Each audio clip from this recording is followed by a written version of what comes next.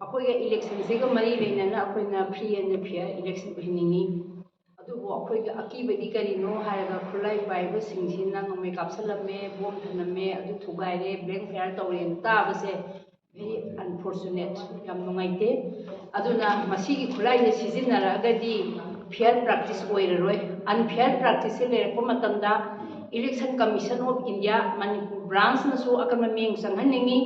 ꯃꯅꯤꯄꯨꯔꯒꯤ ꯏꯟꯇꯤꯂꯤꯖꯦꯟꯁꯀꯤ ꯂꯩꯔꯤꯕ ꯗꯤꯄꯥꯔꯠꯃꯦꯟꯁꯤꯡ ꯀꯔꯤꯒꯤꯗꯃꯛꯇ ꯑꯩꯈꯣꯏꯅ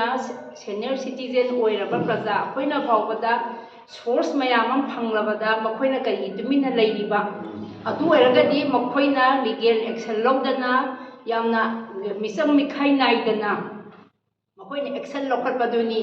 मखोइगी पावर एब्यूज तोहनिंगदे चुमना प्रजागी याइफनबगीदमक्ता करिगिनोना हाइबा मतमदा मसिगी अनफेयर प्रैक्टिस असे both from the police side intelligence side अमसुंग इलेक्शन कमीशन ऑफ इंडिया दगी अकन मियेंग संगद्रगदी हेन फत्तब हिंसा ओइबि याइ अतुगा अमरोंदा थुलिबा लांस असिदी कुकीगा मिटेगा तौनबनी लालक असिदा बोसु तौररे तौरिबसे अखोइ खुदिंगमा अखोइ राइट टू वोट से अखोइ एक्सरसाइज तौबा ताबनी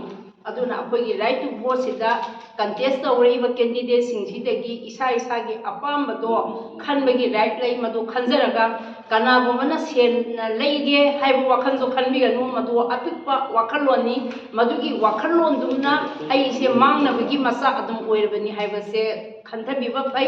अदुना करिसु नतबदा अखोइ इरेसा मसेन सिदैसिदा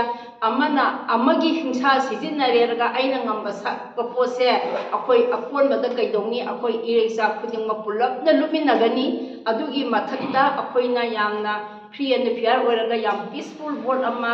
ओइननबा अखोइना अपील तौजरी अदु मीडिया सिंगसो सोबा रोल लोबियु अदुगा पुलिसना अमदी इलेक्शन डिपार्टमेंटना मिसंग मिखाइ नाइदबा मौंगदा थबक चथबियु कैंडिडेट लेबिबा कैंडिडेट सिंगनसु अखोइगी within the ambit of constitution मागी practice मागी functioning ओइबे area दा तौबियु कनागुमना मदुदा अन